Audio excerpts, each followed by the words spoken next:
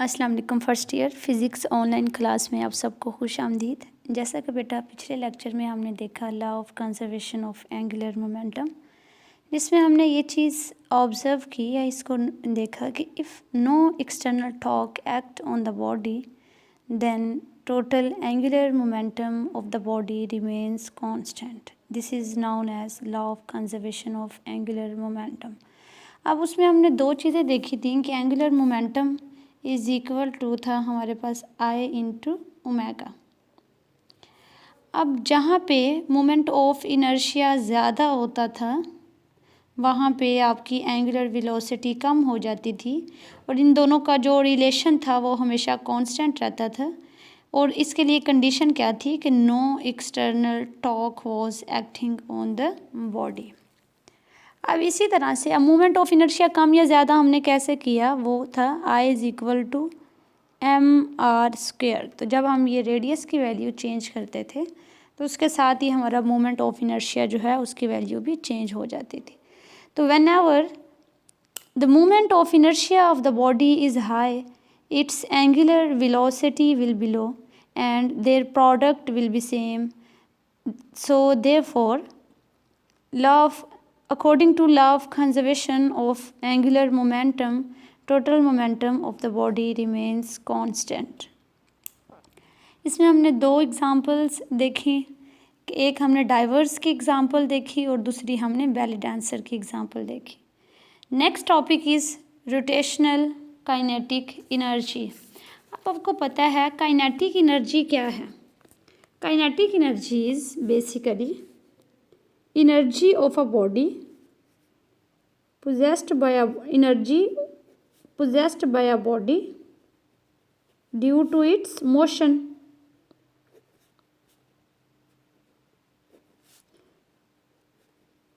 अब यहाँ पे जब हम बात करते हैं रोटेशनल काइनेटिक एनर्जी, अगर हम बात करेंगे एंगुलर मोशन की, तो एंगुलर मोशन में हमारे पास जो काइनेटिक एनर्जी है एंगुलर मोशन में, क्योंकि बॉडी की मोशन किस तरह से होती है, रोटेटरी मोशन होती है। बॉडी रोटेट कर रही होती है, बॉडी स्पिन कर रही होती है।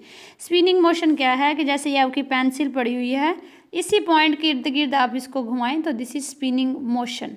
तो rotational kinetic energy is basically energy possessed by a body due to its rotational motion, यानी कि अब यहाँ पे जो मोशन होगी वो लीनियर मोशन नहीं होगी बल्कि रोटेशनल मोशन होगी। तो हम कहेंगे this energy is known as rotational kinetic energy. Energy of a body due to its rotational motion या फिर due to its rotation about an axis is known as rotational kinetic energy. हम suppose कर लेते हैं कि हमारे पास एक object है जिसका मैस आपके पास mi है और ये बॉडी रोटेट कर रही है अबाउट दिस एक्सिस। इसका जो डिस्टेंस है from axis of rotation that is ri।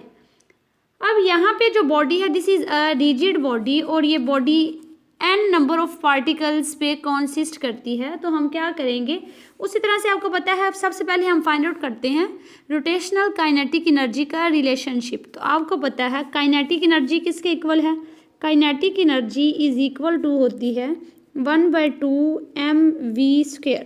जब हम रोटेशनल मोशन की बात करते हैं तो अब हमारे पास वेलोसिटी ये नहीं होती बल्कि we are talking about angular velocity. तो अब हमने क्या करना है, इस लीनियर वेलोसिटी को रिप्लेस कर देना है by using relationship of angular velocity and linear velocity v is equal to r omega.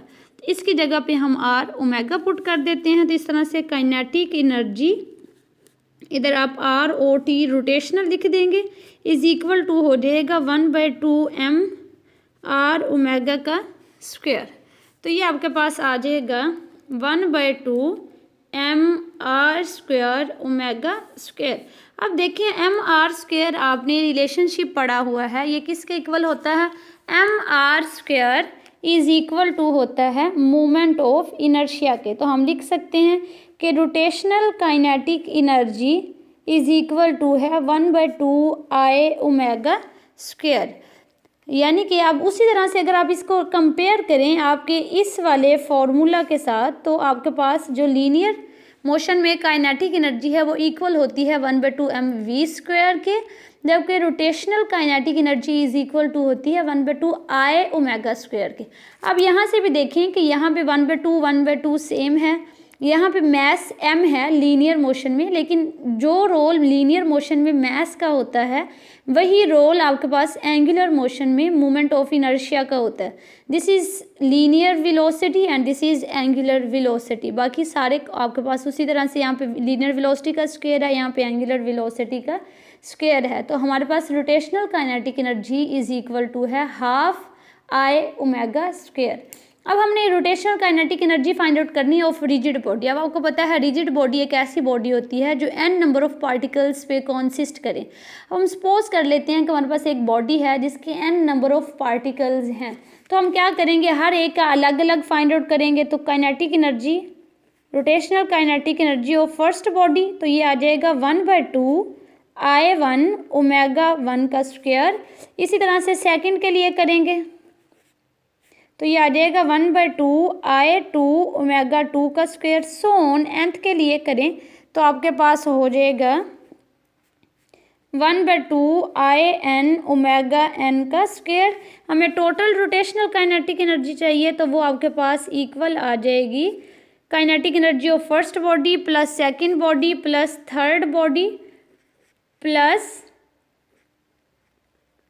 Fourth body and so on up to nth body.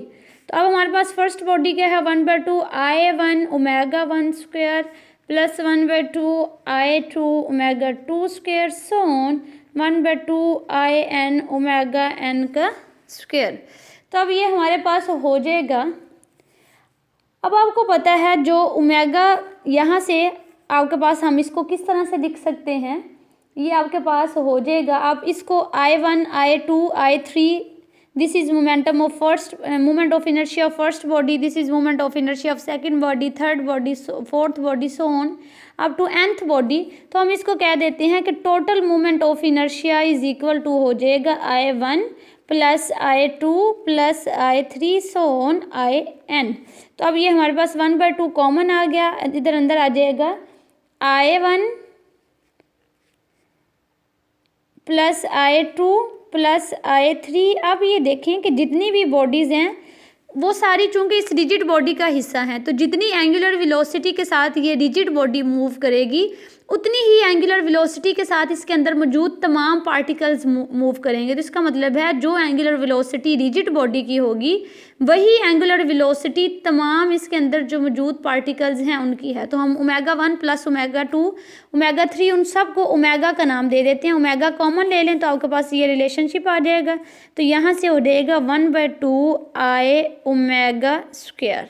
तो this is rotational kinetic energy of a rigid body. अब हमने यहाँ पे use करना है, find out करनी है rotational kinetic energy of disc and hoop.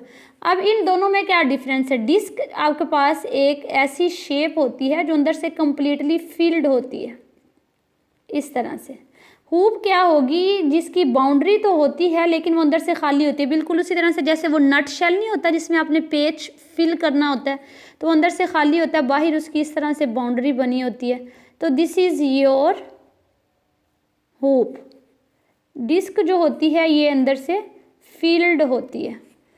अब आपने फाइंड आउट करनी है kinetic energy of disc and kinetic energy of hoop.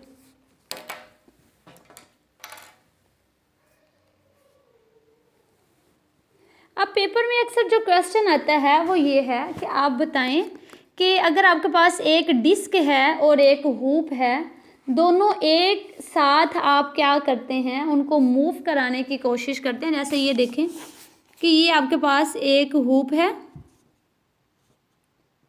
और ये आपके पास एक डिस्क है। तो सवाल ये कि अगर एक इंक्लाइंड प्लेन है उसके ऊपर आप एक हुप और एक डिस्क को रखें तो दोनों में से कौन सी जल्दी जो है वो नीचे आएगी, ये आपने बताना है। तो अब हम क्या करते हैं कि उसी तरह से हम फाइंड आउट करते हैं। सपोज कर लें कि हमारे पास एक डिस्क है और एक हमारे पास हुप है, वो दोनों क्या करते हैं, moving down, they start to move down on an inclined plane, और इस प्लेन की जो हाइट है वो आपके पास h है। अब यहाँ पे देखें दो तरह की मोशन होगी, एक तो ये इस तरह से रोटेट भी करते आएंगे और दूसरा ये लीनियर जो डिस्प्लेसमेंट है वो भी कवर करेंगे, यानी कि ये रोटेटरी मोशन भी हो रही है और इनकी ट्रांसलेटरी मोशन भी हो रही है। तो अब यहाँ पे हमारे पास क्या होगा कि अगर कोई फ्रिक्शन मौजूद ना हो तो जो काइनेटिक एनर्जी ऑफ डिस्क है या हुप है, जब वो बॉटम पे पहुँचेंगे तो वो इक्वल होनी चाहिए जितनी इनकी पोटेंशियल एनर्जी थी एट दिस हाइट एज। आपको पता है काइनेटिक एनर्जी और पोटेंशियल एनर्जी इंटर कन्वर्टेबल होते हैं। अगर हाइट पे देखें तो हाइट पे पोटेंशियल एनर्जी मैक्सिमम होती है, काइनेटिक एनर्जी जीरो होती है, जबकि बॉटम पे काइनेटिक एनर्जी मैक्सिमम होगी और सारी पोटेंशियल एनर्जी वो जीरो हो जाएगी। यानी कि यहाँ पे जितनी पोटेंशियल एनर्जी थी वो सारी की सारी काइनेटिक एनर्जी में कन्वर्ट हो जाएगी। ये हमने थ्योरम पढ़ा था कि loss in potential energy is equal to होता है गेन इन काइनेटिक एनर्जी के। ये आपने चैप्टर नंबर 4 में पढ़ा हुआ है। तो अब हम इसका मतलब क्या हुआ कि अगर हम पोटेंशियल एनर्जी फाइंड आउट कर लें एट टॉप पे तो हमारे पास ऑटोमेटिकली आ जाएगा kinetic energy at the bottom. तो हम पहले देखते हैं कि पोटेंशियल एनर्जी एट टॉप ये किसके इक्वल होगी। यहाँ पे ये basically potential energy total eight top जो है ये इक्वल होगी आपके पास, एक तो इनकी ट्रांसलेटरी मोशन की वजह से जो काइनेटिक एनर्जी है और दूसरा रोटेटरी मोशन की, यानी कि ट्रांसलेटरी भी एक मोशन है, उसकी वजह से जो काइनेटिक एनर्जी है उसको हम नाम देंगे kinetic energy due to translation. तो ये ट्रांसलेटरी मोशन तो TRAN आप लिख देंगे। अब इसी तरह से चूंकि ये डिस्क और हुप रोटेट भी कर रही है तो रोटेशन भी चूंकि एक मोशन है तो इसके पास वो भी काइनेटिक एनर्जी होगी, तो उसको हम काइनेटिक एनर्जी ऑफ रोटेशन कहेंगे। तो अब आपने फाइंड इस तरह से हमारे पास जो पोटेंशियल एनर्जी एट टॉप है वो इक्वल हो जाएगी, कन्वर्ट हो जाएगी किस में, kinetic energy rotational plus kinetic energy translational. अब हमने क्या करना है, डिस्क और हुप के लिए अलग अलग फाइंड आउट करनी है वैल्यू ऑफ पोटेंशियल एनर्जी। तो यहाँ पे हम डिस्क ले लेते हैं और यहाँ पे हम हुप ले लेते हैं। अब डिस्क के लिए उसी तरह से potential energy at top is equal to होगा kinetic energy rotation plus kinetic energy translation. अब आपको पता है रोटेटरी काइनेटिक एनर्जी की अभी हमने फाइंड आउट किया है formula 1/2 I⍵²। This is rotational kinetic energy. अब दूसरा क्या है, ट्रांसलेटरी मोशन के लिए तो इसको ट्रांसलेशनल काइनेटिक एनर्जी कहेंगे। तो ये हमारे पास इक्वल होता है 1/2 mv²। अब या तो इसको ओमेगा वाले में कन्वर्ट कर लें या फिर इसको IV में कन्वर्ट कर लें, दोनों में से जिस तरह से फिजिबल लगे। तो हम क्या करते हैं, ओमेगा वाला जो है इसी को कन्वर्ट कर लेते हैं। अब जो moment of inertia for disc है ये आपने याद रखना है, MCQ के लिए भी इंपॉर्टेंट है। ये इक्वल होता है 1/2 mr²। अब इसकी वैल्यू इसमें पुट करें तो आपके पास rotational kinetic energy is equal to हो जाएगा 1/2 ये था और I की जगह पे हमने ये वैल्यू पुट की 1/2 mr² इंटू ओमेगा²। तो ये हमारे पास हो जाएगा 1/4 m। अब इसको मैं ऐसे लिख सकती हूँ r ओमेगा का स्क्वायर। अब आपको पता है v इज इक्वल टू होता है r ओमेगा, तो ये आपके पास आ जाएगा 1/4 m इंटू वी और इसका स्क्वायर। तो this is rotational kinetic energy of the disc. अब हम टोटल पोटेंशियल एनर्जी देख लेते हैं। तो पोटेंशियल एनर्जी फिर किसके इक्वल आई, this is equal to rotational kinetic energy of the disc जो कि इक्वल है 1/4 mv² plus translational kinetic energy 1/2 mv²। अब इन दोनों का LCM लें तो यहाँ पे 4 आ जाएगा, यहाँ पे हो जाएगा mv² और इधर आ जाएगा 2 mv²। तो this is equal to 3 mv²/4। अब आपको पता है पोटेंशियल एनर्जी जो है वो इक्वल होती है mgh के। तो this is equal to mgh, m और m दोनों कैंसिल हो गए। हमें वेलोसिटी की वैल्यू चाहिए तो यहाँ से 4 क्या है डिवाइड हो रहा है, इस तरफ जाके मल्टीप्लाई हो जाएगा तो ये हो जाएगा 4gh। 3 इधर मल्टीप्लाई हो रहा है यहाँ पे आके डिवाइड हो जाएगा इज इक्वल टू v²। हमें v चाहिए, दोनों तरफ स्क्वायर रूट ले लें तो v इज इक्वल टू हो जाएगा 4gh/3। तो this is value of velocity of the disc while rolling down from an inclined plane. अब इसी तरह से हम हूप के लिए ले लेते हैं। इसकी potential energy at the top is equal to होनी चाहिए rotational kinetic energy plus translational kinetic energy. अब रोटेशनल क्या किसके इक्वल होती है? ट्रांसलेशनल तो इसकी भी सेम वही होगी 1/2 mv²। रोटेशनल हम देखते हैं तो rotational kinetic energy is equal to है 1/2 I ω²। अब जो आपके पास I है यानी कि movement of inertia of hoop है वो इज इक्वल टू होता है mr² के। तो ये I की वैल्यू आप इसमें पुट कर दें तो ये आपके पास हो जाएगा kinetic energy of the hoop is equal to है 1/2 mr² इंटू ω²। इसको हम ऐसे लिख सकते हैं 1/2 m इंटू r ω²। तो आपको पता है r ω is equal to v होता है, this is equal to v²। तो फिर आपके पास पोटेंशियल एनर्जी हो जाएगा this is equal to rotational kinetic energy plus translational kinetic energy. तो ये भी 1/2 mv² है और रोटेशनल जो है वो भी आपके पास 1/2 mv² आई। इन दोनों को ऐड कर दें तो आपके पास आ जाएगा 2 ले लें इधर mv² प्लस mv²। तो दिस इज और पोटेंशियल एनर्जी उसी तरह से किसके इक्वल होती है mgh के। तो दिस इज इक्वल टू इन दोनों को ऐड करें तो ये 2 mv² डिवाइडेड बाई 2 से कट गया is equal to mgh m से कट जाएगा तो बाकी आपके पास क्या रह जाएगा gh is equal to v²। हमें v की वैल्यू चाहिए तो ये स्क्वायर रूट आ जाएगा तो v is equal to gh। अब देखें ये है 1gh और यहाँ पे देखें ये है आपके पास 4/3 square root into square root of gh। अब यहाँ पे सिंपल है 1gh और ये 1 से ग्रेटर इसका आंसर है। इसका मतलब है जब हम उसको इससे मल्टीप्लाई करेंगे तो इसकी वैल्यू ज़्यादा आएगी। तो यहाँ से हम gh की जगह पे लिख सकते हैं वेलोसिटी ऑफ द हूप। तो अब इस तरह से आपके पास फॉर्मूला हो जाएगा velocity of disc is equal to square root of 4/3 into velocity of the hoop. तो अब ये देखें कि आपके पास जो वेलोसिटी ऑफ द डिस्क है वो ग्रेटर होगी than velocity of the hoop के। कब? जब वो इंक्लाइंड प्लेन से नीचे पहुंचेंगे। इसका मतलब है कि डिस्क जल्दी नीचे आ जाएगी और हूप जो है वो बाद में नीचे आएगी। तो ये आपकी एक्सरसाइज में एक शॉर्ट क्वेश्चन भी है। अब इसको एक दफ़ा फिर से रिवाइज कर लेते हैं कि रोटेशनल काइनेटिक एनर्जी क्या है। Energy possessed by a body due to its rotatory motion is called rotational kinetic energy. अब आपको पता है energy kinetic energy is equal to होता है 1/2 mv²। v is equal to r ω।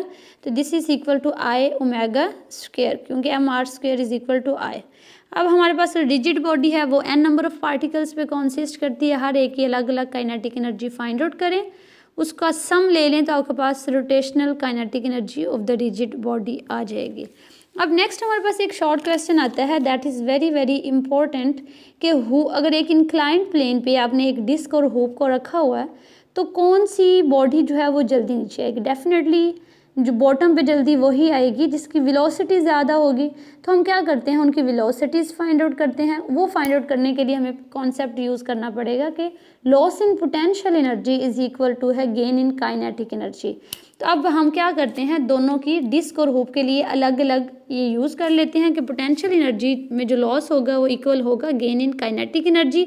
अब यहाँ पे दो तरह की एनर्जी होगी, एक तो बॉडी इस तरह से रोटेट भी करेगी और दूसरा बॉडी इधर से नीचे मूव भी करती आएगी। तो रोटेटरी मोशन भी होगी और ट्रांसलेटरी मोशन भी होगी। ट्रांसलेटरी मोशन की काइनेटिक एनर्जी वही होती है जो आपने पढ़ा हुआ है 1/2 mv²। रोटेटरी की है 1/2 I ω²। तो मूवमेंट ऑफ इनर्शिया की जो वैल्यू है for disc that is 1/2 mr² है और हूप के लिए mr² है। यहाँ पे ये पुट करें तो आपके पास इस केस में जो वेलोसिटी ऑफ द डिस्क है वो इक्वल आती है 4/3 GH स्क्वायर रूट ले लें, और इसी तरह से फॉर द हुप आता है GH स्क्वायर रूट। तो इस तरह से जब आप पुट करते हैं तो velocity of the disc is equal to आ जाता है square root of 4/3 into velocity of the hoop. तो हम यहाँ से देख सकते हैं कि velocity of the disc is greater than velocity of the hoop. तो इसका मतलब है कि डिस्क जो है वो जल्दी नीचे पहुंच जाएगी एज़ कम्पेयर टू हुप के। Wish you good luck. इसमें आपको कोई कन्फ्यूजन हो तो आप लोग पूछ सकते हैं। अल्लाह हाफिज़।